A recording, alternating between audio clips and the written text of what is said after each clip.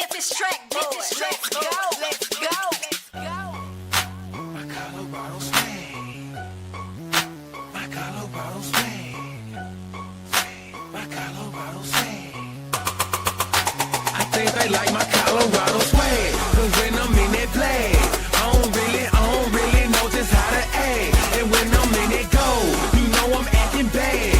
Holly get a bus with my Colorado swing. My Colorado swing. My Colorado swing. I think they like my Colorado swing. My Colorado swing. My Colorado swing.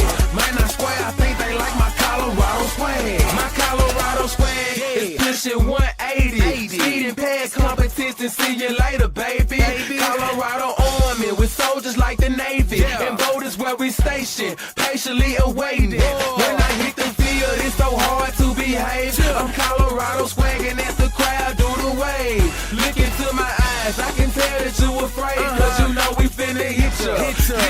Hey, you on your own now, why you watching the official? You just better hope you make it to the next whistle. And we ain't playing with you can get it anytime. It started at the scrimmage, we gon' win it at the line. My Colorado swag in the middle of the ring.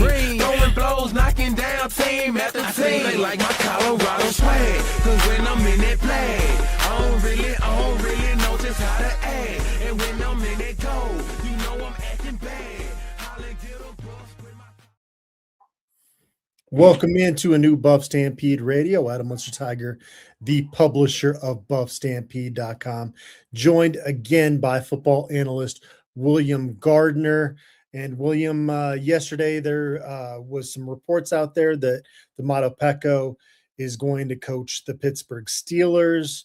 Obviously, he was Colorado's defensive tackles coach in 2025 and has one son that's already on campus in Boulder working out with the Buffs, another one that's expected to sign with Colorado tomorrow during the regular signing period. I guess I will kick it over to you and just get your initial reactions. Well, I think it's too bad for us. I think I'd like to see some continuity and some stability in our coaches, but I also get it. I think I'm surprised, frankly, that an NFL team is bringing him on with such a limited background of coaching, I think. But his career in the NFL speaks for itself, and they probably took a look at what he was doing at CU. I know some people say, well, hey, he's not any good because the defensive line had problems last year. Well, the defensive line had problems because everybody got hurt. So I don't know how it will impact his two sons. Maybe not at all. I mean, they can't follow him where he's going. So it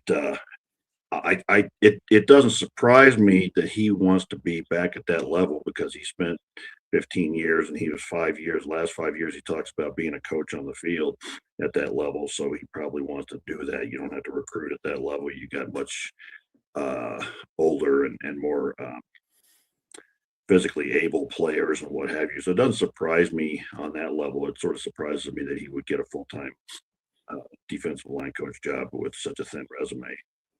Yeah. I mean, I think as a Colorado fan, you wouldn't want to see him leave. Again, like you said, a lot of the defense issues were, I mean, the blame pie goes around a lot of different spots last year. I don't think Peko's taken much of that pie with him in terms of this past year. But especially with like kind of their recruiting, the Polynesian community was starting to kind of gain some steam. And so that's another part of it. But, if Joseph Peko can be there and kind of maybe start to build that up with the next group, I don't know. But like you said, Joseph and Domata Peko Jr. can't follow him to the NFL right now. So as far as I know, they're still expected to be Buffs. We'll see how that plays out here in the coming months. But what do you want to see from their next D-line coach, defensive tackles coach? That is there anything that Peko or Damian Lewis didn't have, or Sal Sinceri in that role? Well, Sal Sinceri, I think, was past his time. He was a great defensive line coach for a long time, but I think that our last two, last year, who did we have before Peko again? I'm blanking. Damian Lewis. Damian Lewis. That went back to Miami. Yeah, his alma mater. Damian Lewis had a lot of really, really good motivation and got guys going. I think Peko was teaching good technique and things like that. So what I would want moving forward, I'd like somebody with a lot of power for P4 level experience as a defensive tackles coach. I want somebody who's recruited before and done it at a high level. I want somebody who has put guys in the NFL. I want somebody who is a proven just a proven defensive line coach at this level. You know, I mean, I'm kind of getting tired of being the school where people get their start and then they go somewhere else. And somebody mentioned Warren Sapp in the chat. He's made it pretty clear at this point that he wants to be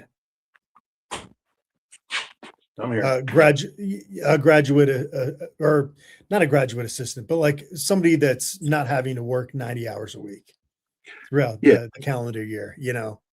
Yeah, and I don't think he's particularly prepared. You know, he doesn't have the background to be a full-time defensive line coach. And please don't anybody mention the guy down in Denver because he has no basis for being a coach at this level either. But Sapp is not the answer. I don't know who Coach Prime is looking at or talking to. I have to figure he had some notice this was coming. But you got to get somebody pretty quick because spring ball is going to be here in a month, you know. So, and I'd like to be great if he get somebody on board at least with a couple of weeks before that. But we'll see what he has to do. But I just would really like somebody, and I don't know who's available or who's willing to move or whatever. You know, it's kind of a tough time of year. I think a lot of people have done their moves and whatever. So we'll see what happens. Yeah. In the one area where having Warren Sapp on your staff is good in this situation is you don't have to rush the process, right? Like if you're just not finding that guy before spring ball, you don't necessarily have to make a move because you could have Sapp step in for those 15 practices. But long-term wise, you're going to definitely want to have somebody that's willing to put in some more hours on the recruiting trail at that position in Boulder. And yeah, you definitely want to get that figured out because, you know, recruiting is going to keep going and it never ends in college football. Yeah. And so when there's ever a break at a position, there's kind of this lull in recruiting that's not great. Sometimes to make the right hire though, you've got to kind of just be willing to be a little bit more patient than some of the fans want to be. Yeah, if you can, you know, I mean, I think you're correct. I think that I've seen Sapp coaching on the field, and I think he does a pretty good job of it. I think it's all the other stuff that he doesn't really want to do or is able to do. But like you say, between him and George Hilo, you know, we would have two guys. I think it's helpful in spring ball to have that extra body in there with a full-time defensive line coach, so you can split guys up, and you know, Sapp can take these guys and the line coach could take the other guys, whatever, and kind of teach different things at different times. So, you know, if you have two defensive tackles coaches, you know, one guy can work with one technique guys, and one guy can work with three technique guys, or whatever you want to do. Well, a lot of this show is going to be talking about the guys that are expected to sign with Colorado during the regular signing period. It appears they're going to add, at this point, 17 players overall. 15 via the prep ranks, 2 via the junior college ranks with this 2026 class. That would be the most of the Coach Prime era, not including his transition class, in which he kept 6 commits from Carl Jarrell's staff. This is going to be a fun exercise to go through these videos with you, William. The number there at 17, is that a good number for you? Yeah, I think that's about right in the modern era. You know, I mean, I think we've seen in this latest portal era, you know, I think going into this latest portal period, you know, there was a whole lot of angst, you know, oh, we got 11 signees. And I think that we saw in this portal period that at least the way it stands right now, a lot of guys are going to leave every year.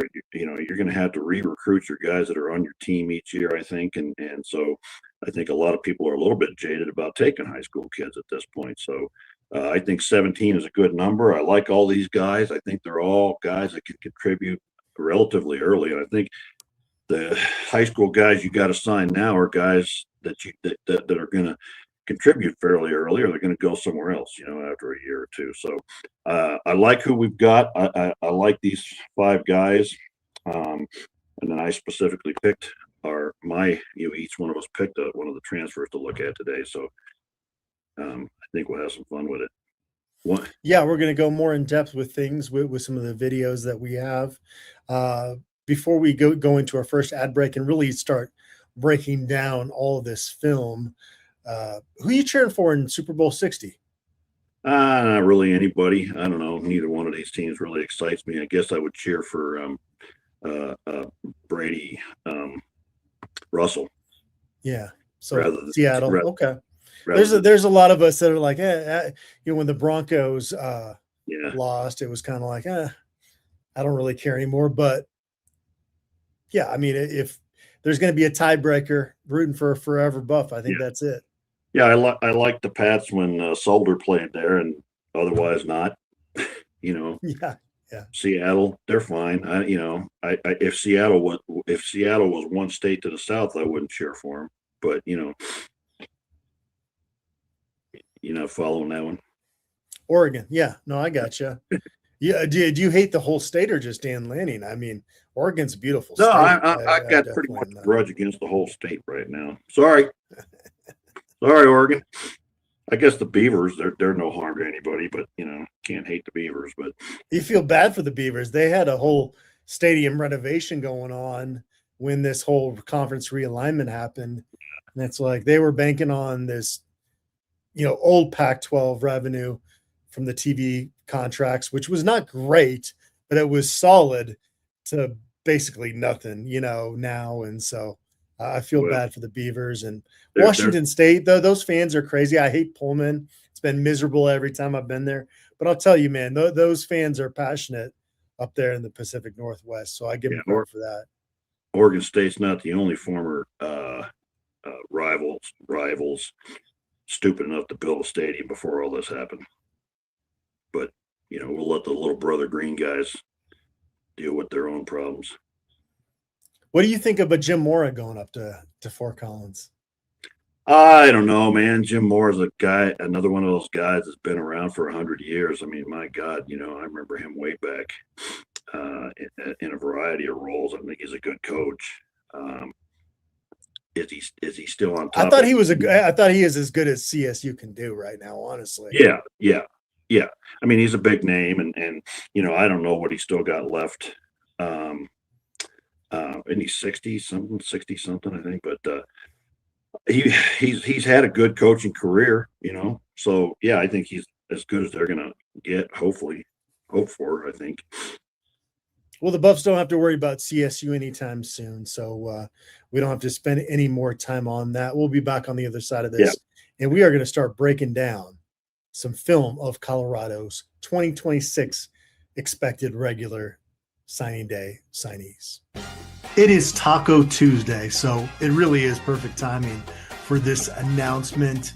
Taco Bell, they're excited to share that they are officially bringing back the iconic quesarito for a limited time. And you know what that means for Denver fans, because Nikola Jokic was drafted by the Denver Nuggets with the 41st pick in the NBA draft. And during this time, the telecast had cut out to commercial, which featured the launch of Taco Bell's quesarito. So this cemented a legacy connection between Taco Bell and the Joker, and the Joker is now officially tied to the quesarito, and he's a believer.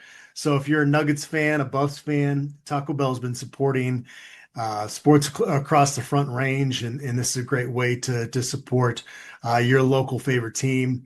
Even better is that Taco Bell has brought back its spicy volcano sauce to pair with the quesarito to take up the heat another level. So get to Taco Bell and celebrate the Joker and pick up the volcano quesarito today. And while you're at it, don't forget to grab something from Taco Bell's crispy chicken menu. It could be a taco, burrito, or strips. Taco Bell's crispy chicken delivers every single time. And with the football playoffs taking full effect, be the hero of the party and don't forget to pick up a crispy chicken game day pack featuring chicken strips, soft tacos, and Taco Bell's amazing nacho fries. This is definitely a winning combination. Live Moss at Taco Bell. And on Taco Tuesday, you can really get bang for your buck with a $7 Supreme Lux box. It's going to come with a beefy 5-layer burrito, chicken chalupa Supreme, crunchy taco, and cinnamon twist. I know it's going to be William Gardner's next order when he goes to Taco Bell. What is going to be your next order at Taco Bell, William? I might have to try one of those chicken things. I guess I got. Yeah, they look good. They look good. I need to get that too. Gold to feed tonight. Maybe tonight, Taco Tuesday, Shedeur Sanders in the Pro Bowl. Turn that on. I'm not a big fan of the Pro Bowl, but he's going to get some airtime. You know that. Yeah. You ever tried Taco Bell's breakfast? It's pretty solid. No, I haven't been there for that yet. I'm going to try that one of these times. Yeah. Do you like their Crunchwrap Supreme? That's not one of mine that I've picked before. Okay. They have a breakfast Crunchwrap that's delicious. I got to say. So. Lots of things to try. Yeah. All right. Let's get into it here and review each of the signees that are expected for the Buffaloes in tomorrow on Wednesday, the first day of the regular signing period. We got our guy here, Keneal Sweetwine, one of the best names in this class. And we'll get into his film, 6'3", 195. He's from Utah. Put up a lot of stats in high school there. It looked like this was a guy that was going to go to NC State at one point. He also received offers from BYU and Utah State throughout the course of his prep recruitment. My understanding is he was originally committed to BYU, and then he signed with North Carolina State. Got released from that offer, so he's been recruited by some top programs. Yep. He's not, he may be a no name to people on the board, but he's certainly not coming out of nowhere. He's been recruited by a lot of people, I think. But before we start that, just real quick, he threw for 19 touchdowns last year, 2,675 yards, 62% passing rate. The only concern is he threw 16 interceptions. But I think when we watch this film, you'll see why, because he takes chances like Shedeur a little bit because he trusts his own ability. But I think there's a lot of good things in this film. I think people will appreciate this.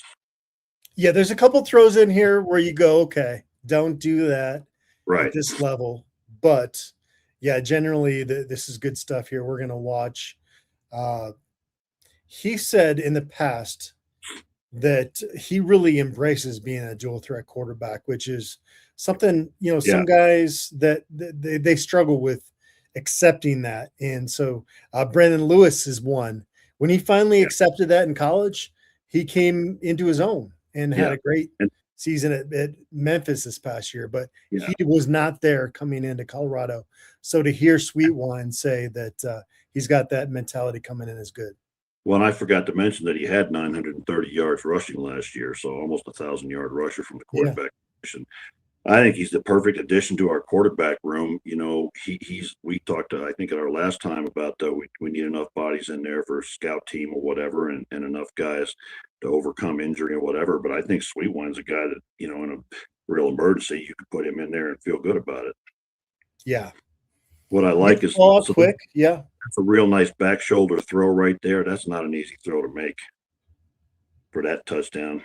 I like his movement, escapability right there. And that's a throw you can't make at this level. No, you'll get that picked off. Fun to watch there.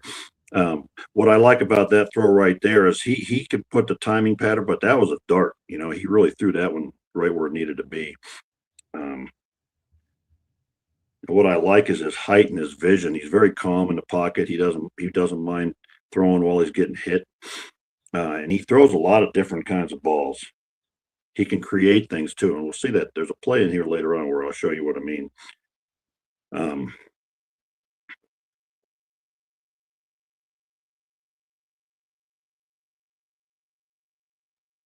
very patient, waited for somebody to come open there.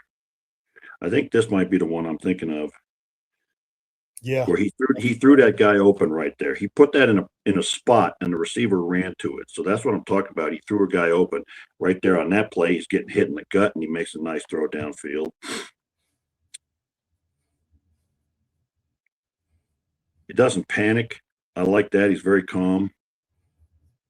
Put that one right where it needed to be. But that shows also that he can throw the deep ball as well as the dart.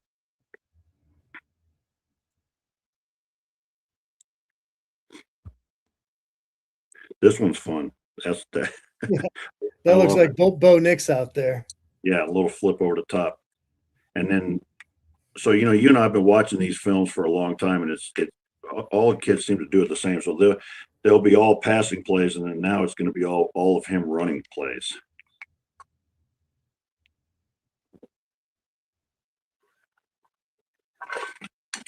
I like that play because it shows he's not afraid to make contact.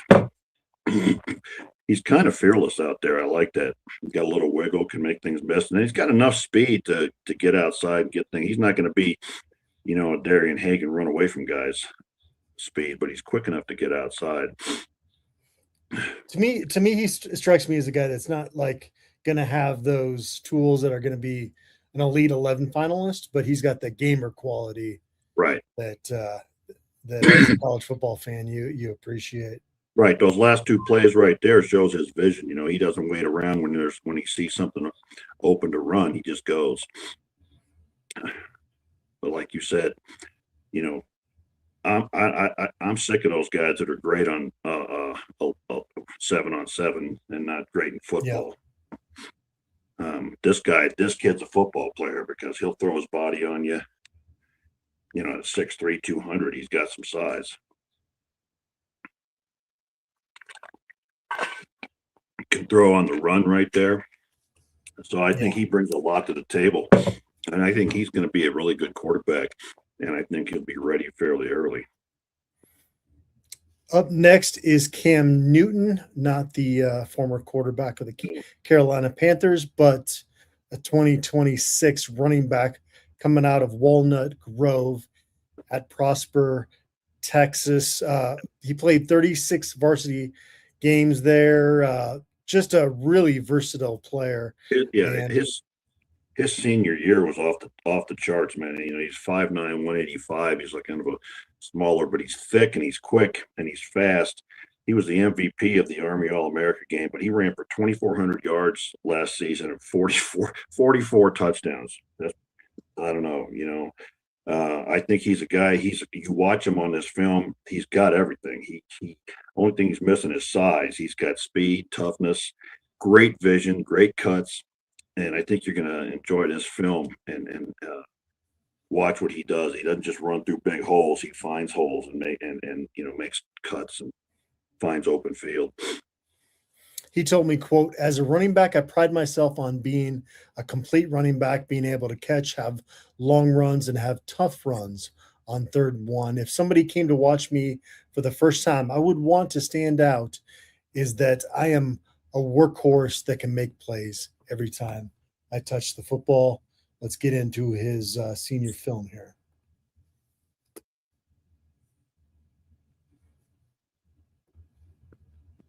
These first like this is not on me. This is like Zapruder film footage. Yeah, the first with the jumpiness. I'm like, come on, Cam Newton, don't get shot here. That's the kind you're not in Dallas. First couple of plays are like that, and then it clears up. But I think what he shows here is he's got this, maybe not elite speed, but he's got the speed to outrun people and good back out of the backfield for the passing game. I mean, he outruns that kid who had an angle on him. So here he is on a little bubble screen, and he just takes it, runs away from everybody. So he's a guy, I think that, Brennan Marion picked this guy specifically for this offense, and I think that goes a long way with me. And what I like there is he's a downhill runner. He's not playing around, juking and jiving. He sees the hole and he gets through it. He is forced into some short area quickness in Yeah. some of these plays, Yeah. which it's impressive. Yeah. There we go. Yeah. He got caught behind the line there, escapes that, and then just outruns everyone to the corner. I mean, that's a pretty play. Here's another one where it kind of bounces off his lineman and then keeps his feet going. There's a couple plays in here where he stopped dead and then accelerates and gets away from everybody.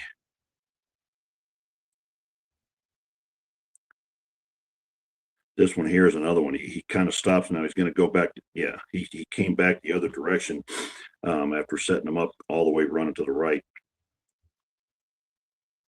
That's a nice little jump cut right there to avoid that linebacker, and then he just outruns everybody to the corner again.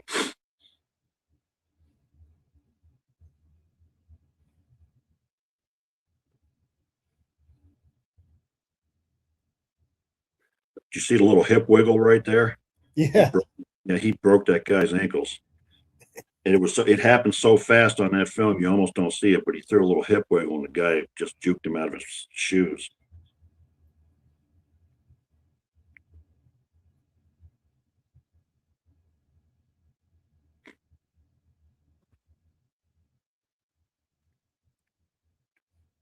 This is one where he's going to change direction. See, that stops right there and changes direction. That's just beautiful. And then he accelerates quickly enough to get to the end zone. Here's another little catch out of the backfield. And I like that he doesn't just run out of bounds to avoid contact. There, he's fast enough to make the corner, and then, all those guys could have angles. I don't like the effort of that defense very much, but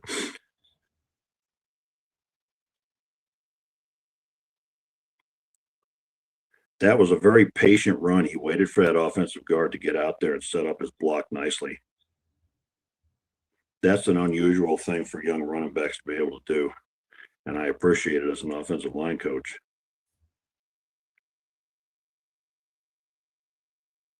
There again, that little hip shimmy made that guy miss completely.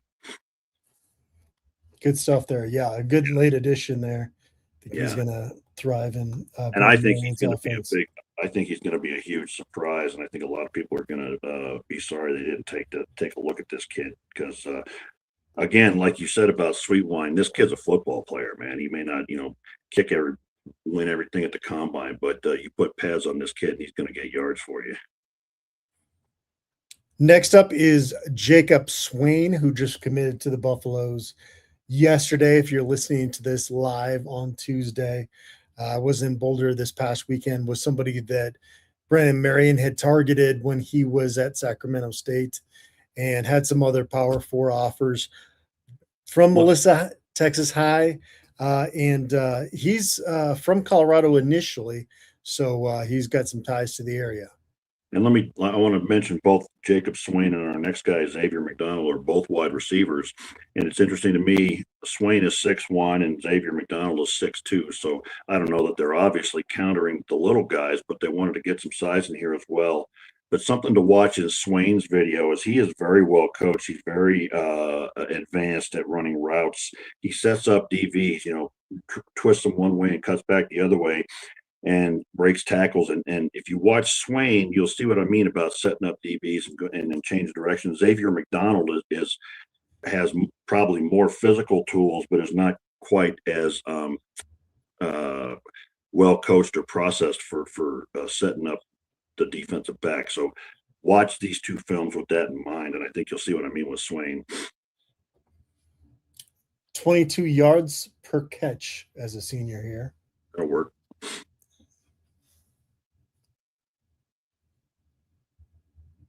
And, I like that. You don't have to throw him a perfect ball for him to catch it. Although that'll work. Yeah. Right in the basket. Yeah. But you see a lot of these plays, like he sets that guy up like he's running deep. That's just a really well-run route. That guy thinks he's going deep and turns his hips on him, and then he just stops and gets the stop and go.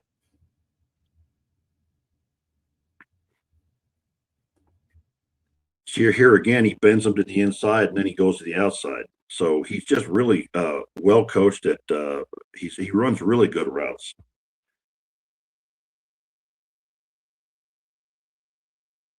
See that he bent that one outside and then he cut inside. Just makes these guys look silly.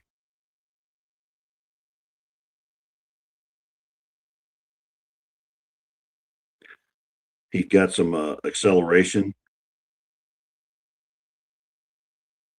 Really makes things happen out there. And this is another one where guy shouldn't have thrown that ball, but Swain makes the catch anyway. There's a little quick pitch. And I like that 3 guys hit him there and he just ran right through him and kept going. He's got that size to do that at 6'1" and 190.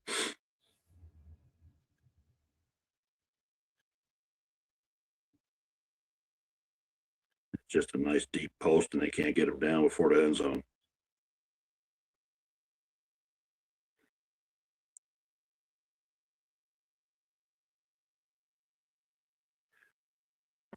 He's got really good hands.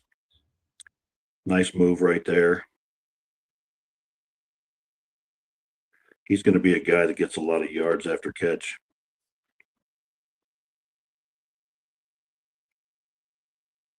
And then he just accelerates and runs away from that kid.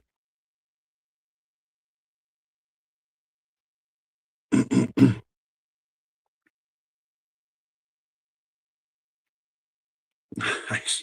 Wow. Nice spin move. Spin move made everybody look silly.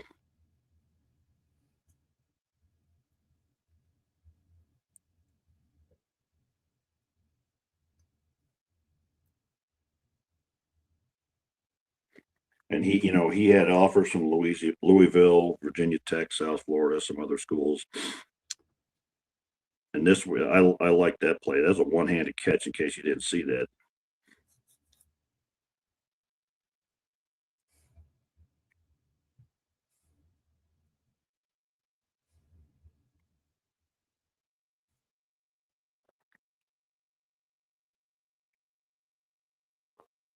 This is another high point. Yeah, gets that right behind that guy.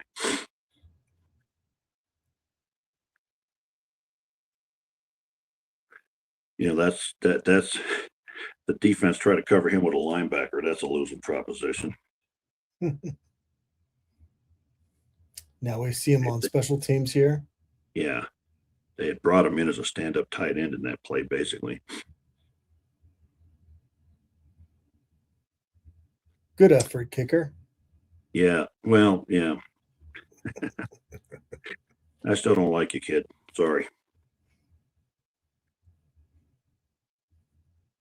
He's just got that little ability to make guys miss with a little shift of the hips here and there.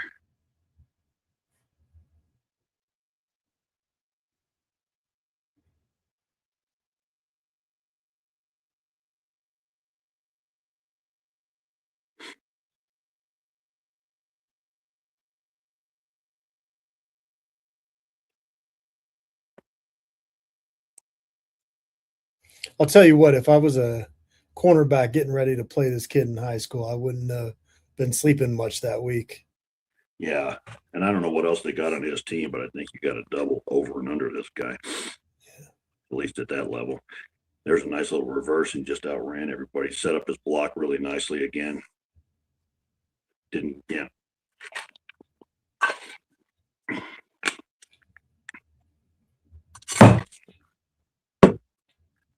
And they like that little bubble screen out there. He makes that one work all by himself. Hey, he might have made yards in Schumer's offense.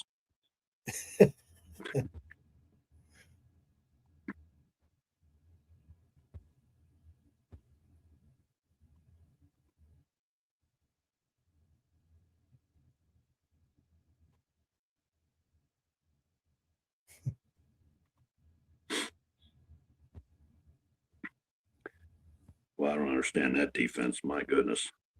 That outside corner just turned his back and was looking inside the whole time. That was a blown coverage. This one he gets.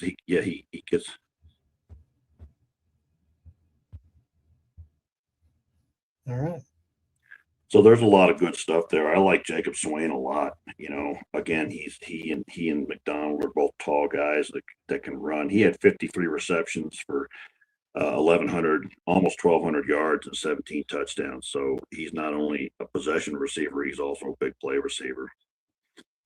Xavier McDaniel, who you mentioned, is expected to sign with the Buffaloes tomorrow as well. He was committed to play for Brennan Marion at I said Sean Marion for a second there. Back to the basketball player. But Brennan Marion, he was committed to him when he was at Sacramento State and flipped over to the Buffaloes. After that, also took official visits to LSU and Ole Miss, though. Yeah. So this is somebody that had a lot of offers. Yeah, he had like 15 Power 4 offers. And he had Alabama, Auburn. He had Miami. So a lot of people were after this kid, and he wanted to be part of Brennan Marion's offense. And so I think we're going to be excited about this guy. Again, 6'2" and a half. He's pretty skinny, but nice tall kid. All right, let's get into his film here.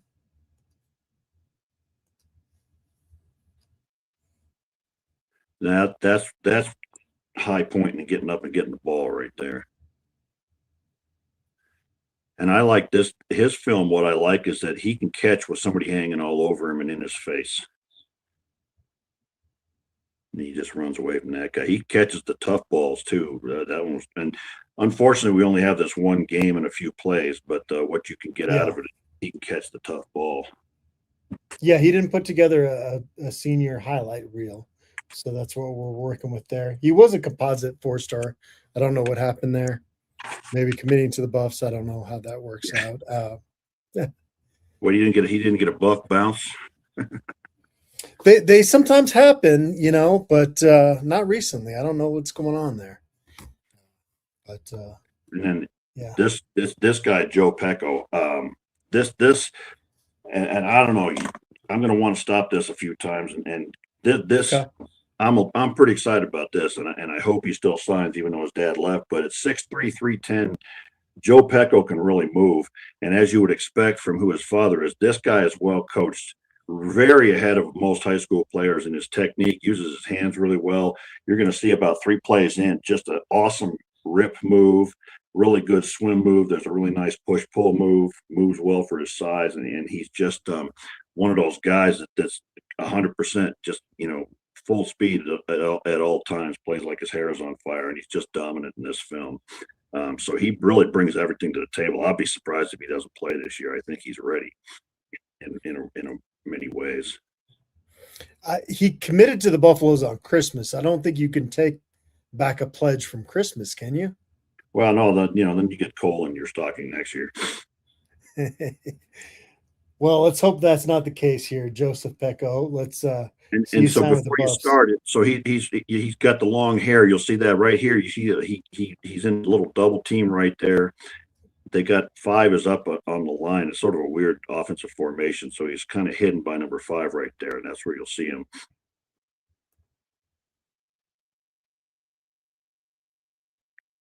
Gets a double team and does a little outside move, and watch him run down this quarterback. There he just beat up that guard. And here he plays a lot of different techniques. Here he's in a 1 technique. That's the perfect rip right there. If you could just take that back for me. So stop it right there. A little farther. Right there. So that's what we teach on a rip is you throw that arm and you really turn your body to the side. And you want to reach that arm all the way up as high as you can. And so you kind of lift that offensive lineman off his feet. That's as perfect a rip move as I have seen in a long damn time right there. And that's because of who his father is and taught him how to play the darn game. Go ahead. That's just beautiful. And then he gets a hold. The guy holds him because you got nothing else to do as an offensive lineman at that point. Here's a little double team. That's a nice swim move. That happened pretty quick, but he did a little swim move to the outside and made that play. Here he's lined up at a 4-eye, which is unusual. Now, Stop that right there. Run that, take that one back for me. This is a great defensive line play. You got to go all the way back to the beginning of the play a little before that. And stop it. So he's recognized that these offensive linemen are not trying to block him, and he realizes he's getting suckered. So he puts a foot in the ground. He realizes that this is a screen pass and turns the other way and runs this damn thing down. This is a great defensive line play because he understands defensive line play, and he doesn't just let him get suckered to run after the quarterback. So this, again, is a very well-coached defensive lineman. Go ahead. And then just look at the athleticism to run out there and get that guy. You can't even run away from this kid. There again, and pause it for just a second. So that's a trap play. And when a guard pulls, we always teach the defensive tackle, get right in his hip pocket and stay right with him. And that's exactly what he does here. And it'll always take you right to the ball. So that this running back and the guard doesn't understand why this play doesn't work. It's because this defensive tackle didn't get suckered and just run straight down the line. That's another great defensive line play.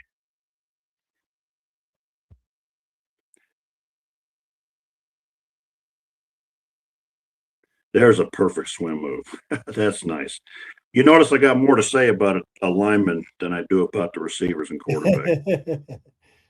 Here's he's working a double team, little bull rush there. And this one right here, this is it. So we want to take this one back. And what I want you to watch is he's going to be, so we're going to pause it right after this. Just pause it right there. So he's going to take on that left guard, number 77. You're going to see him initially push the guy into the backfield with both hands up under his chest plate, and then he's going to take him and he's going to throw him. And we call it a push-pull because you start pushing him and he starts putting his weight on your hands to stop you pushing him. And then all you have to do is jerk him like that, and his own weight is going to take him forward. So watch this play. This is a very dominant play.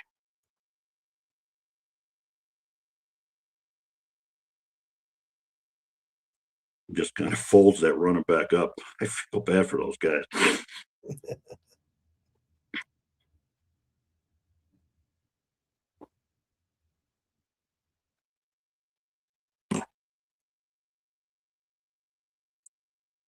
Kind of hard to tell, see where he is on that one. So he's right in front of the ref right there. And this is that just is a really nice. He holds his ground on the inside and then swims across to the outside and makes a play. It's not even his gap. And there's a play coming up here where there's a double team that he shows is just beautiful technique.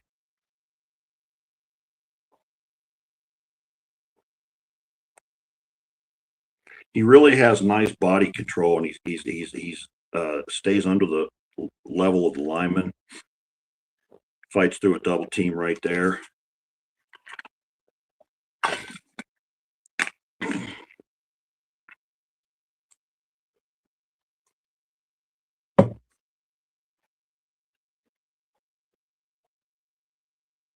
And this is what I talk about. He's relentless. So, he's working off that block. He gets off that block and runs it down out at the sideline. They keep trying to reach block him, and it's just not going to work. See how he turns that guy's shoulder there? Yeah. That's what you want. If you're playing a gap, you turn the guy's shoulder. Now he can't block you out of that gap. All right. Yeah, there was a play in there, and I don't remember where it was, where he gets double teamed, and he put in. Hard for me to explain or to demonstrate it, but he puts that he's getting double teamed from the right. He puts that left foot in the ground and bends down and leans his body into it, and that's exactly how you take on a double team. And then he splits through it and makes a play. So he's just, not only is he huge, 6'3", 310, but he is so well coached and he's so ahead of the game in terms of his technique. I have rarely seen a high school defensive lineman with that level of technique. And you know why? His dad was in the NFL for 15 years. So I would be surprised if he doesn't factor in this year. Great stuff there, William. Great breaking down the regular signing period expected additions for the Buffaloes. On the other side of this, we're going to each pick a transfer that we want to talk more in depth about. And then we're going to talk about what's the most rewatchable movie in your opinion. And I want some folks to get on the comment section. We're going to read some of those. That'll be fun as well. So on the other side of this, we're going to get back into the transfer portal. This was, a good breakdown here. How can we better maneuver this, film study thing from your end? Maybe give you the controls of it. Well, yeah, if we could figure out for me to do it, then I don't have to tell you where to stop and go. I want to tell you ahead of the game, when we do Dylan Manuel, I want you to go into the settings and take it down to 75% speed, because it just happens too quick in there to otherwise to see it, because I want people to see what this guy is doing in there, because it's really impressive. Okay. All right. We'll be back in a second. Is your business growing but not quite ready for a full-time CFO? Macaulay Capital offers fractional CFO services for companies doing more than $3 million in annual revenue. You get expert financial leadership without the full cost. Learn more about how you can improve your business's profitability and cash management at MacaulayCapital.com. If you know Boulder, you know the Hungry Toad. We've been serving this town since 1991, long before the lines on Pearl Street. Just north of campus, we're your local British pub with proper fish and chips, quality burgers, a scratch kitchen, real English cask ale, and no tourist fluff. We support CU football, women's soccer, and the loyal fans who keep it local. The Hungry Toad, Boulder born, Buffs proud. So I got some bad news for you, William. The video link you sent over for me with Dylan Manuel is through another YouTube site, and I think that would actually keep us from being able to get paid on this episode. So I think I found another one that'll work though. Let's see. Let's go. Yeah, let's talk a little bit about him real quick. Yeah. He's a big kid. Yeah, I like that picture. That second picture that came up there. But he's 6'1", 300, and I believe it. I think he might be that rare guy who's actually taller than he's listed. But he's had a really good career. He's got 2 years left to play too. He's got he started out at Charleston Southern, and he was a freshman All-American at Charleston Southern. That first year, he played in all 12 games. 4.5 tackles for losses, 2 sacks. And then last year he was at Appalachian State, which is a really good program. And he had 3 sacks, 19 pressures, and an interception. PFF, no matter how you feel about it, they had him as a 76.2 run defense grade, which is pretty good for a young guy like that.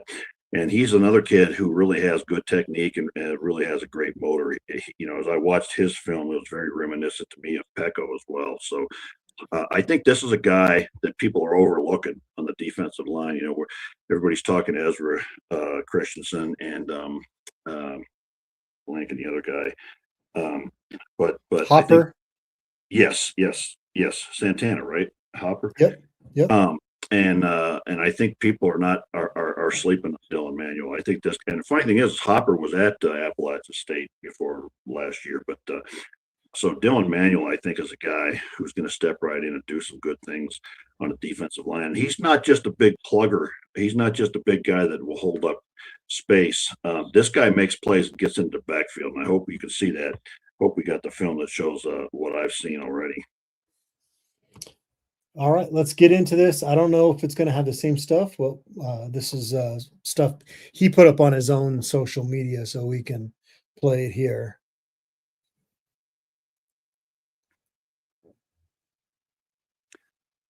And if it's not there, we'll have to find some for next time. Is there a recent Buff defensive lineman you would kind of compare his frame to?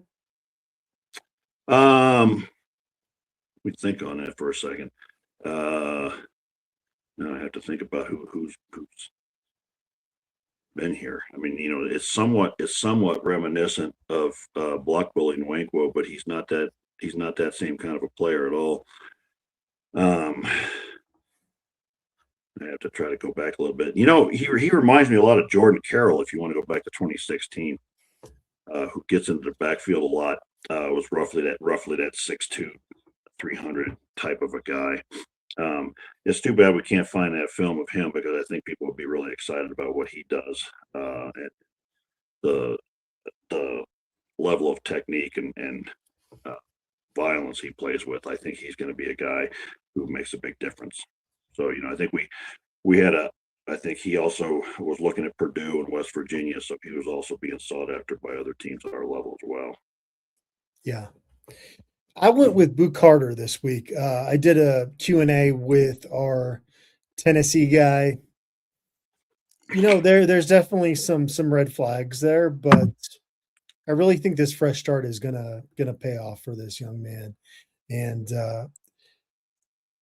this is gonna be, if he can do what I expect him to do, what Coach Prime brought him in to do, gonna be their starting nickelback the next couple of years.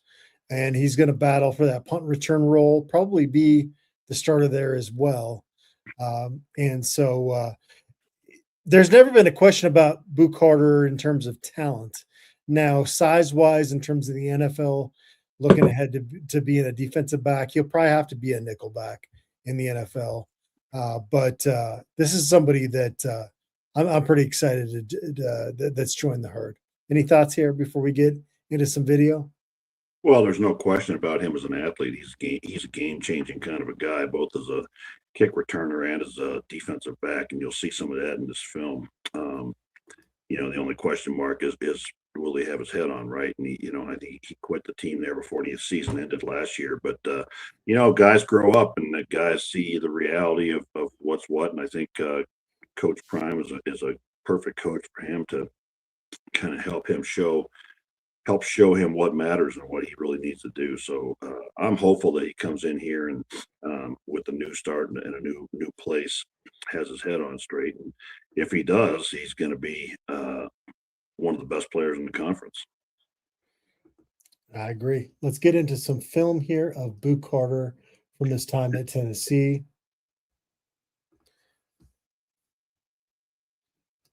And at 5'11", he's got nice size. 5'11" through 200, he's got nice size.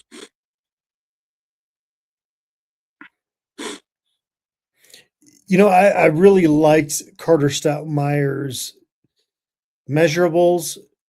There's a playmaking ability that is just, it's hard to put a finger on. Some guys have it. I think Boo Carter has it. We knew that another guy playing in Tennessee's defense in the defensive backfield this past season had it. With Colton Hood, Travis Hunter, obviously, yeah. Right.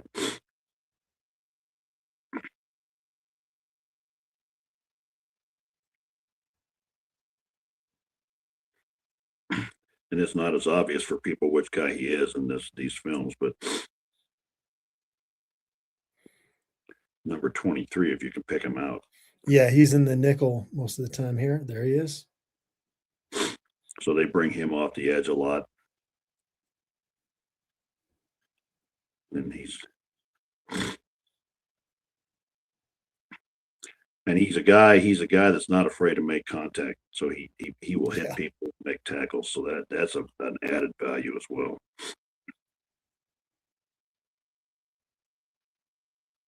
And when he's playing, he plays with a relentless attitude. He just nonstop. Good stuff there from I don't know why Dukes is coming up here. All right.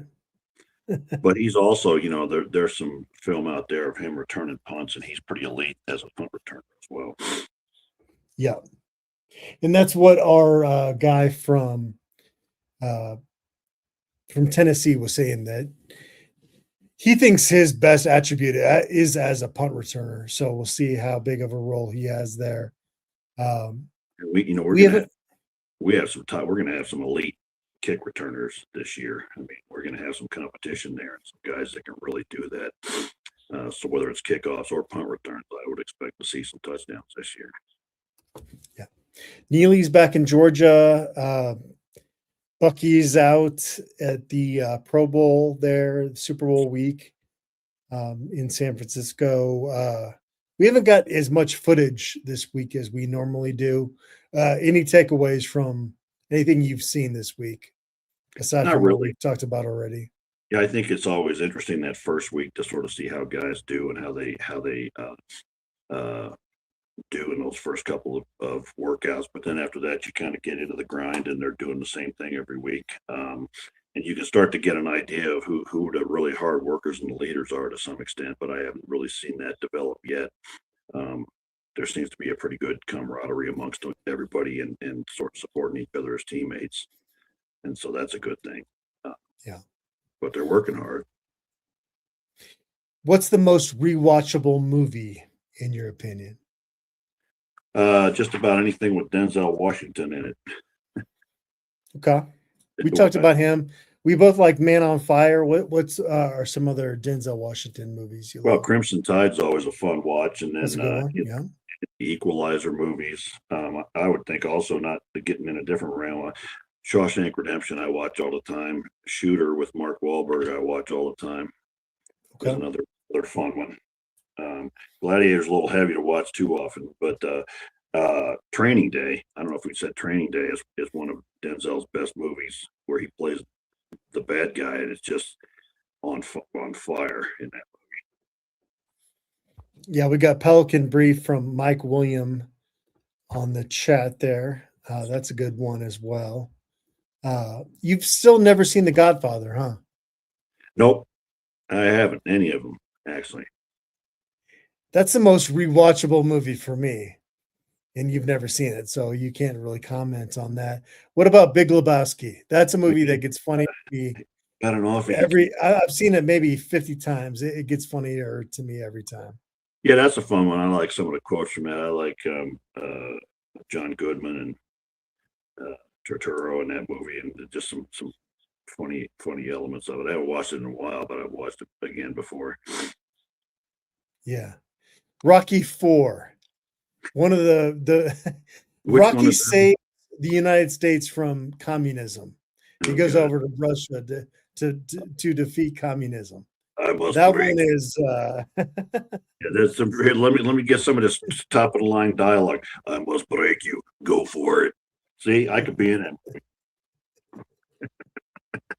somebody said Drago and yeah, no, I love all the Rocky movies. Rocky Balboa, the one where he comes back when he's older, like I'm starting to kind of feel that. There's a Yeah. scene in there where he talks about, there's still some stuff in the basement here that I gotta get unloaded here. I still got some stuff down here. I still got some fire. I like that scene. And so, yeah, somebody mentioned Seven, which is the most disturbing ending of a movie I've ever seen. I mean, Gwyneth Paltrow's head in the box. Jesus, man, I didn't sleep that night. And then somebody's put a quote up there. I'm trying to remember what that was from. If he dies, he dies.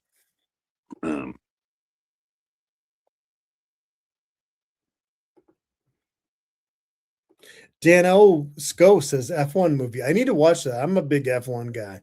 I enjoy watching those races with our middle child. Yeah, I haven't seen that one either. But Nuke Lelouch, tell me what that quote comes from.